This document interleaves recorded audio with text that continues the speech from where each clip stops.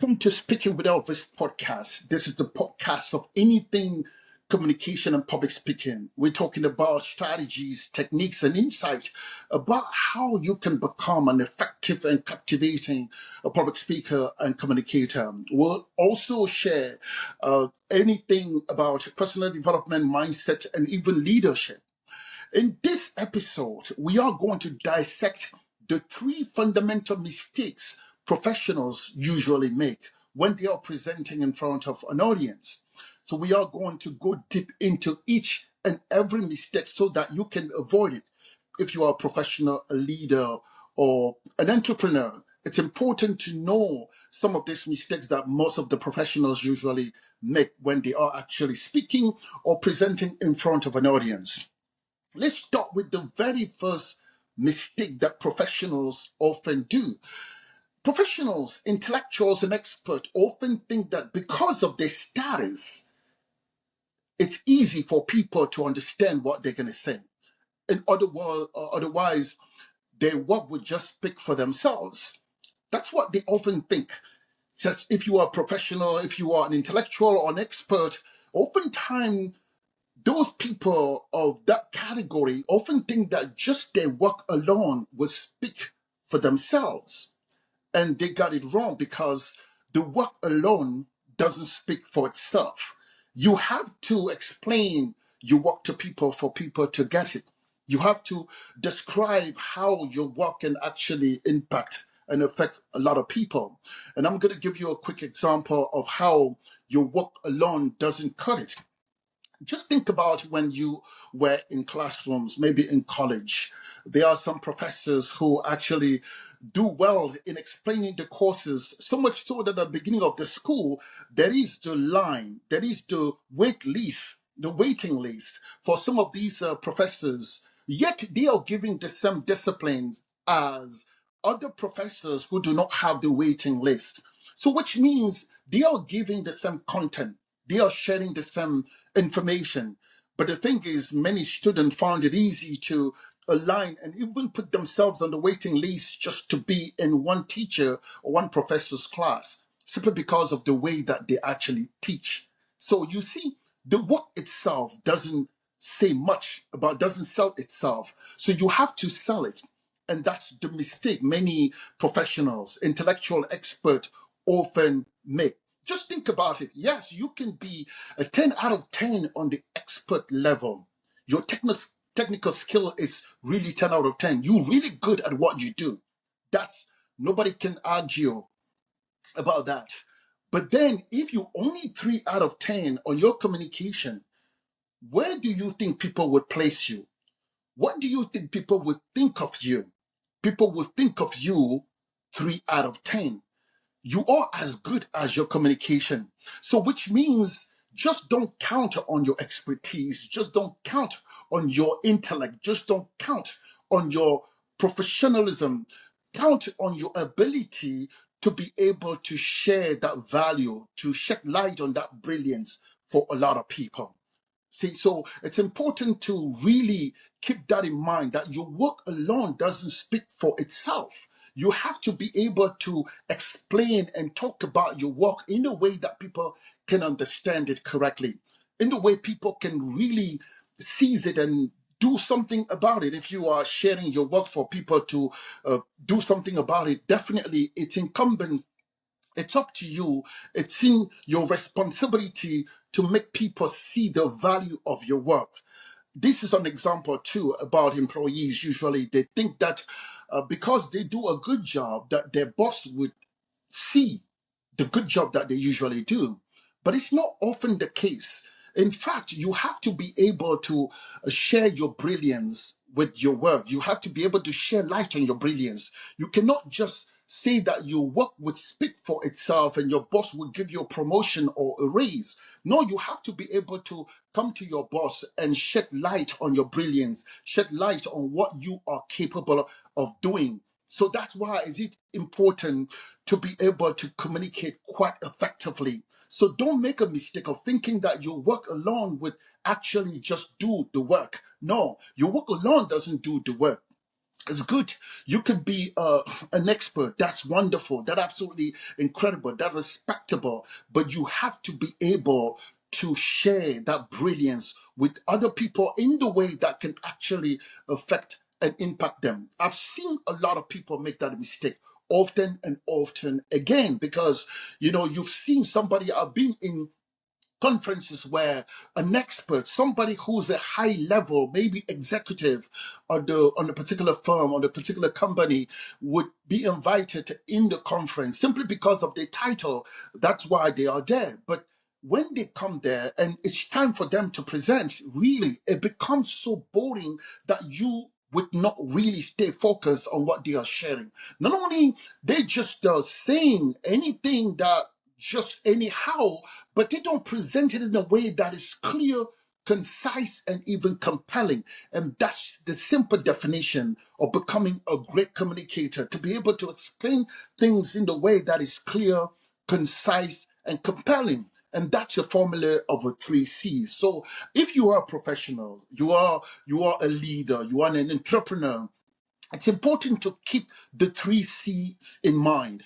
You have to make your presentation so clear that everybody in the audience can understand what you're saying.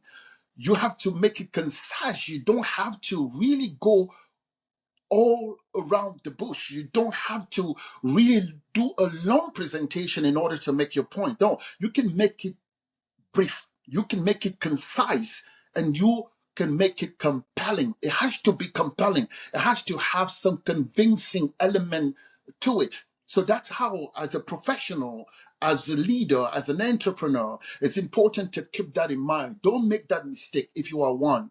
To know that anything, if you have to present, whether it is your product, your service, anything that you want to present in front of the group, you need to make it clear, concise, and compelling. So that's why you need to do in order to be absolutely an incredible human being who not only is good technically, but is good in their communication, because you are only as good as your communication. So that's the very first mistake many professionals do make. Now, the second mistake is when many professionals are presenting with PowerPoint. You see, a lot of people I've seen time and time and time again, a lot of people making this mistake when they are doing a presentation on the PowerPoint.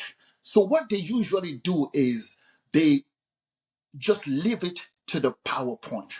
Just like the first example of the mistake, they kind of think that the PowerPoint itself would tell the whole story, that the PowerPoint itself would be the whole presentation, that with the PowerPoint, with the well-crafted PowerPoint, in fact, people would be so swayed, so impacted by that presentation. And I like to say that it's not the case. It's never been the case. The PowerPoint itself would not tell the story. The PowerPoint itself would not do the presentation. The PowerPoint is the visual aspect of communication, which is an addition. Because if you are presenting and you have a PowerPoint or any visual prop, any visual cues, so it would be absolutely a positive addition. But that positive addition is not the thing itself, it's just an addition. Because a great presenter, we've seen that all of the time, that many great speakers do not even use PowerPoint, right? They talk out of their heart. They talk out of just standing in front of the audience and deliver a message that can be impactful. They would not use any PowerPoint. They would not use any slides. So if you have to use the slide, it's important that you understand the importance of a slide. The importance of a slide is simply to add to your presentation, to your speech, to your talk. It's not to be the talk itself. And what many people often do is they would have a PowerPoint where they would write almost everything on the PowerPoint. They will write almost everything on the PowerPoint. And it's even grave when they stop to read everything that they've written on the PowerPoint.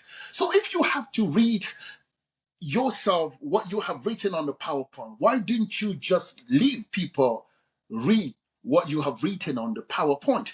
because it's even confusing when you write word for word on the PowerPoint and you read it word for word at the same time that you are doing the PowerPoint. People are being confused. They don't know if they're going to listen to you or they're going to read it themselves, the PowerPoint. So you see, it's very confusing. It distracts people, in fact. But how you can make an absolutely effective PowerPoint?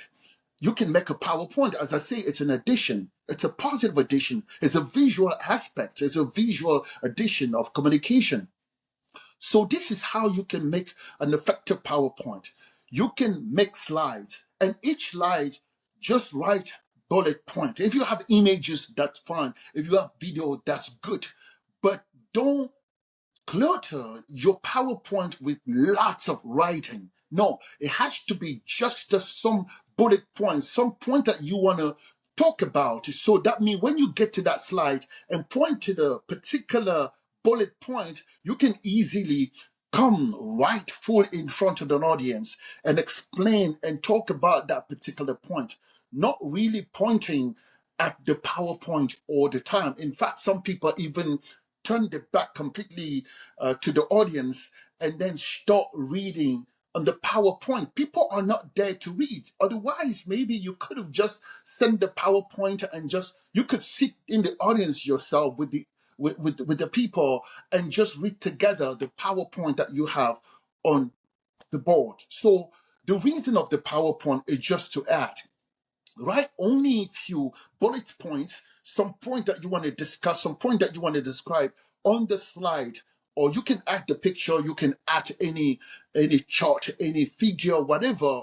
When you add those things, it's because you're going to explain what that is. You're going to explain. You're going to come with your full body in front of audience. Say, if you see this point, I'm talking about X, Y, Z. So X is this. If we do this, that would do this. If we do this, that would do this. That's how you do with the PowerPoint. So don't make that mistake. I remember one day, many years ago, I met this captain. It was a pilot of an aircraft.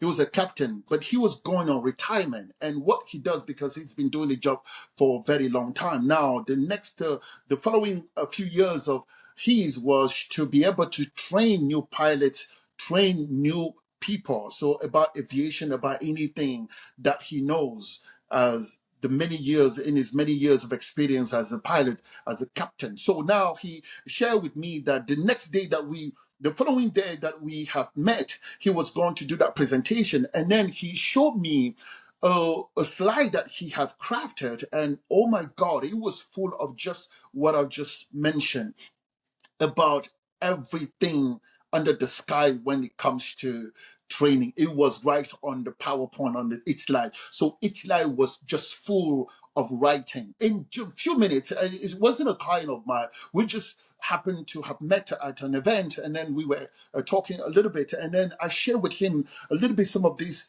simple technique that you have to be able to practice your speech on your own, and you have to craft the PowerPoint just to give it's like a visual cue.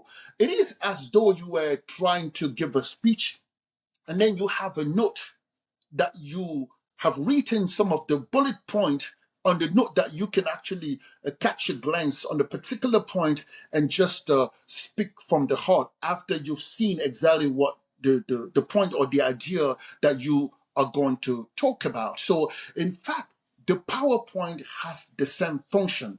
And the PowerPoint, it's even much better because at least the audience can see those points that you want to discuss. So, but the PowerPoint itself is not what the presentation is. Try to make it a bit better next time if you've always make that mistake. Try to make it in such a way that your PowerPoint is not where your whole presentation is. Your PowerPoint is just an addition. So you only write the bullet points, the idea that you are going to discuss in your slide, and you can add picture or whatever that you can add. And even the picture itself will not tell the whole story, right? So if you have a picture of something on the slide, that means you have to describe what that picture represents, what it is about. So which means you are the one doing the presentation right in front of an audience. So you only consult the PowerPoint slide, the different point in the slide, just to be able to find yourself in the presentation and allow the audience to follow through with that presentation. So that's a mistake that many professionals often make. Not just professionals, a lot of people who do presentation with PowerPoint. So try to avoid that, and you would be an effective communicator and presenter and public speaker.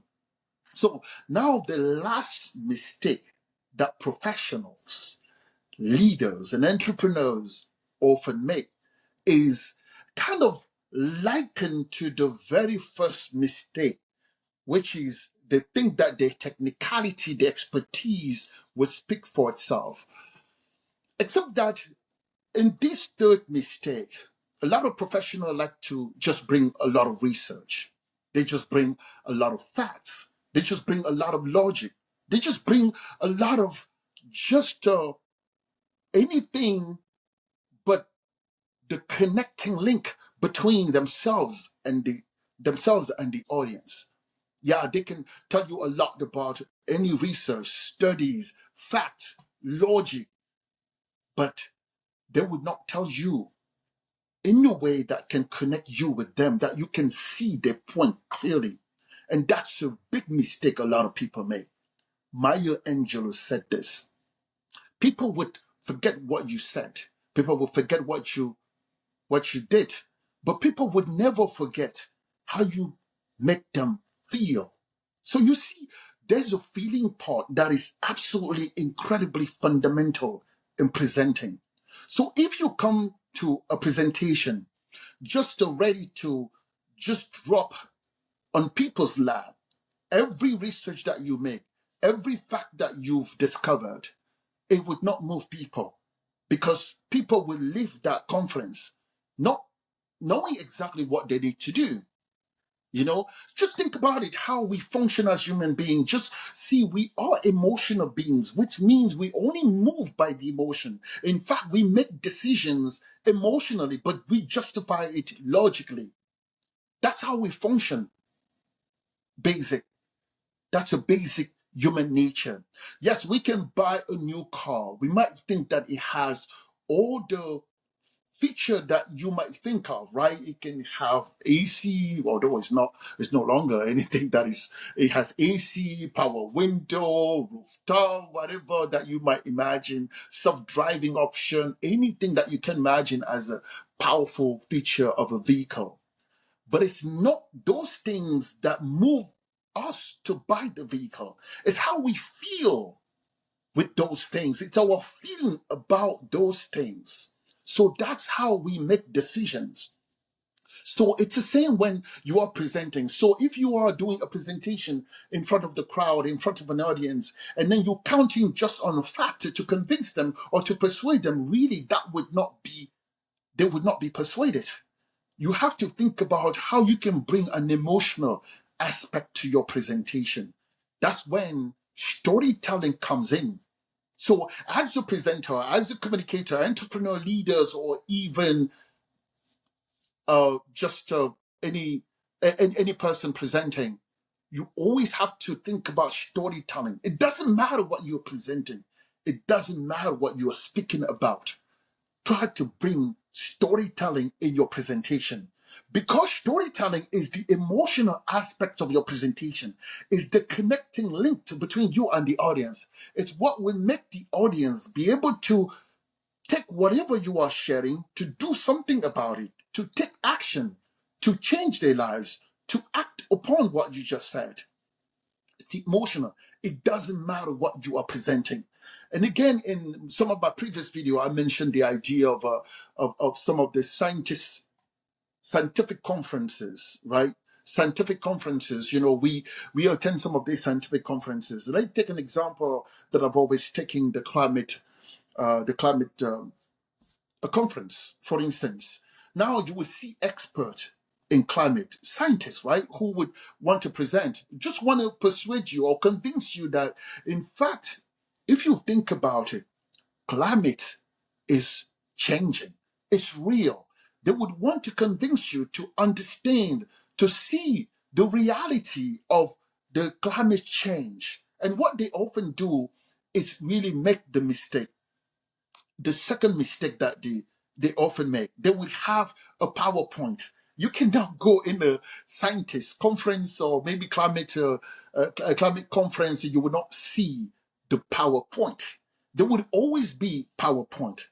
But the thing of that PowerPoint is it would be full. The slides would be full with facts, with chart, with logic, with anything but nothing that can actually move you to change your ways of life, to curb the climate rising. So this is what they would do. You would see them, they'd be like, if you see this part of the chart, if you think in the 1990s, the climate was at this level, so we were doing okay. But as we decades after that, you see that it's rising and maybe 2% rising or 10%, whatever that is. They would talk about these numbers, the facts, what is happening.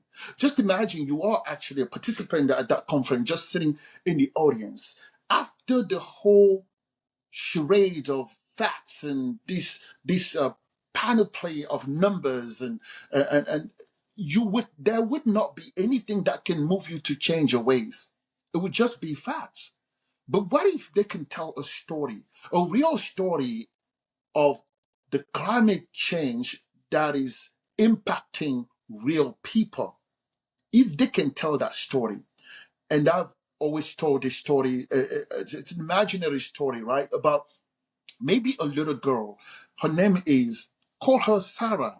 Sarah lives in a very small village in the Southeast Asia, or if just choose any place that you want. I choose Africa because that's where I'm originally from. So Sarah, well, Sarah's not even an African name. Let's just say um, Elizabeth. Well, Elizabeth is, yeah, you can consider any name. Let's choose Elizabeth. Elizabeth is a little girl who lives with her parent in the small village in Africa. So Elizabeth's family has been living in that part of the African region for generations. I'm talking about generation. They've always lived there. Elizabeth's parents, grandparents, ancestors have always lived in that particular village. And in that village, the main occupation is subsistence farming, which means a lot of people actually cultivate for consumption. So now, because of climate rising, that is rising, it's getting harder. Now people who were feeding themselves by just cultivating are not able to do so because whatever they plant crops, it just dies as a result of drought. It's getting harder that whatever that they plant just dies. And then the village, Elizabeth, Elizabeth family is dying of famine. They don't have anything to eat. So, which means they are forced to move from a place they've known for generations. They are forced to migrate to a new territory where they do not know anyone, where they are not familiar with the environment. So they have to start life anew. They have to migrate, hoping to find a fertile ground, somewhere that they can continue to survive by farming to survive. But you think about it, Elizabeth's family is not the only family. It's the whole village that is migrating as a result of that drought, as a result of that real climate rising change. So you see, when you tell a story like that, a human being behind a story, behind a situation, behind a reality, I feel for Elizabeth and her family and the people in that village. It's no longer a number of people, a number. It's real people behind this reality. So I find myself in the position of trying to see if I can do something, if anything in my control that I can do to help curb this situation of climate change. I would do it because I see somebody suffering as a result of me not doing something about it. If it is in my control to do something about it. So that's how we can tell a story. It doesn't matter we're talking about science. It doesn't matter we're talking about mathematics or anything of that nature. It matters that we tell a story that can connect people with the reality that we are conveying, with the point that we are conveying. So that's why many scientists, many professionals often make that mistake of thinking that just the fact itself can be enough to convince people to sway the way that they live their life to better the situation of ourselves collectively. So a story is really the the backbone of any persuasive presentation. Just think about the Shark Tank or the Dragon's Den. Uh, those entrepreneurs who come to pitch their product or maybe service. So some of these entrepreneurs, when you think about those who succeed the most, are those who tell a good story about their product, the origin story, why they created that product. It is often the story, because if you come to pitch your product, you only tell what the product is, what it would do to people, and you know, how much you are looking to invest, how you are looking that investor can come in, the percentage, all those numbers. Really, it would not be a successful pitch. A successful pitch is one that always includes a story of your product or service. Think about it. I'm not saying this randomly. Go watch any Shark Tank or Dragon's Den. You're going to see those entrepreneurs who actually come in, startups, who actually come in and tell a good story, an emotional story about their product or their service, are the ones who often have a lot of investment from the sharks. So you see, those are the three fundamental mistakes that professionals often make. And if you are a professional, if you are a leader, if you are an entrepreneur, just think about it when you are presenting in front of the group. Try not to count only on your expertise. Because if you are 10 out of 10 on the expert level and you are 3 out of 10 on your communication level, people would only perceive you 3 out of 10. So you are as good as your communication. So think about that. That's your very first mistake. And when you are doing a presentation, just don't let your PowerPoint speak for you. No, you are the speaker. You are the one presenting. The PowerPoint is there just to accompany what you are sharing. It's an addition.